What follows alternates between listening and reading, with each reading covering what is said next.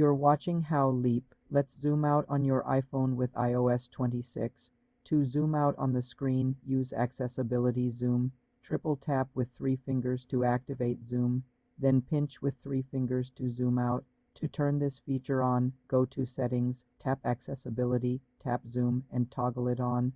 To zoom out in the camera app, use the pinch gesture on the screen or tap the zoom button 0.5x, 1x.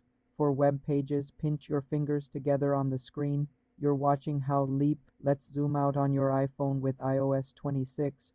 To zoom out on the screen, use Accessibility Zoom. Triple tap with 3 fingers to activate zoom, then pinch with 3 fingers to zoom out. To turn this feature on, go to Settings, tap Accessibility, tap Zoom, and toggle it on.